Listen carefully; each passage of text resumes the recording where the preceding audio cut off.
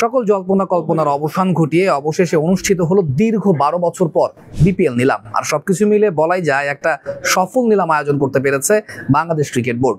আর এই নিলামের সবটুকু আলো যেন একাই কেড়ে নিলেন বাঁহাতি ওপেনার নাঈম শেখ। তাকে নিয়ে রীতিমতো টানাটানি করেছে কয়েকটি ফ্র্যাঞ্চাইজি, তবে শেষ পর্যন্ত বাজিমাত করেছে চট্টগ্রাম রয়্যালস। 50 লাখ টাকা বেস প্রাইজের এই ব্যাটারকে কিনতে তাদের গুনতে হয়েছে 1,10,00,000 টাকা।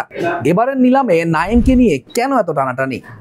একটু পেছনে তাকালেই তা হয়ে যাবে পানির মতো পরিষ্কার। গেল বিপিএল এ খুলনা জার্সিতে অনবদ্য ছিলেন নাঈম শেখ। 14 ম্যাচ খেলে করেছিলেন টুর্নামেন্টের সর্বোচ্চ 511 রান, স্ট্রাইক রেট ছিল 143-এর বেশি, সেঞ্চুরি করেছিলেন একটা।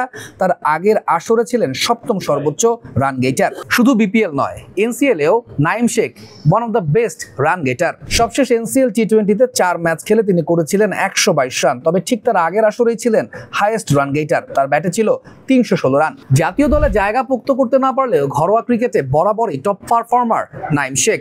তাই তো এবারে নিলামে ফ্র্যাঞ্চাইজিগুলোর পছন্দের তালিকার শীর্ষে ছিলেন এই বাঁহাতি ওপেনার।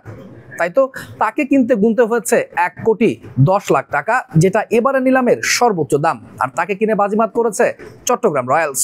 নাঈমের পরই এবারে নিলামে ফ্র্যাঞ্চাইজিগুলোর পছন্দের তালিকার 2-এ ছিলেন তাওহিদ হৃদয়, এবং তাকে কিনতে গুনতে হয়েছে 92 লাখ টাকা, যা এবারে নিলামের দ্বিতীয় সর্বোচ্চ।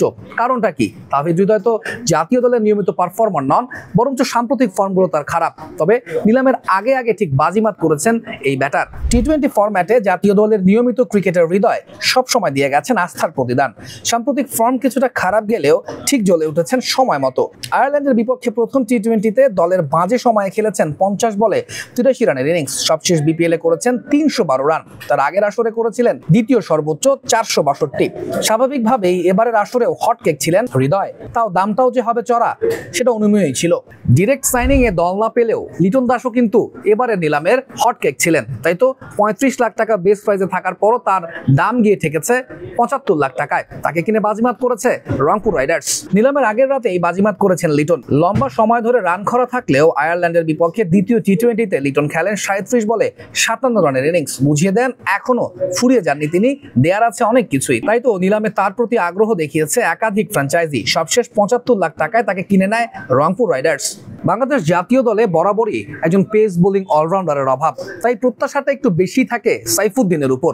এবারে নিলামেও এই সাইফুদ্দিনের উপরে নজর ছিল বেশ কিছু ফ্র্যাঞ্চাইজির। তাই তো তিনি হয়েছেন 4র্থ সর্বোচ্চ দামি ক্রিকেটার। জাতীয় দলের জার্সিতে নিলামের আগের রাতে বাজিমাত করেছেন সাইফুদ্দিনও। আয়ারল্যান্ডের বিপক্ষে হারতে বসা ম্যাচ বলতে গেলে শেষ দিকে একাই জিতিয়ে নেন তিনি। তার 7 বলে 17 রানের ক্যামিওতে সিরিজে টিকে যায় বাংলাদেশ। বিপিএল এর নিলামে বাজিমাত করেন সাইফুদ্দিন।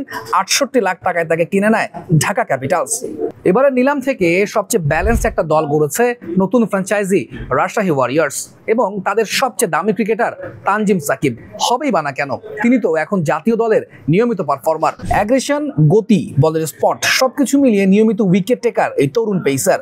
সিলেটের জার্সিতে সবশেষ বিপিএল এ 9 ম্যাচে নিয়েছেন 16 উইকেট, যা এবারও তাকে রেখেছিল ফ্র্যাঞ্চাইজিগুলোর টপ প্রায়োরিটি লিস্টে। তাই তো 35 লাখ টাকার বেস প্রাইস থেকে তাকে নিতে রাজশাহীকে গুনতে হয়েছে 68 লাখ টাকা। আর এই দামটাই তানজিম সাকিবকে করেছে এবারের বিপিএল নিলামের 5ম সর্বোচ্চ দামি ক্রিকেটার। তৌহিদুল ইসলাম, স্টার নিউজ।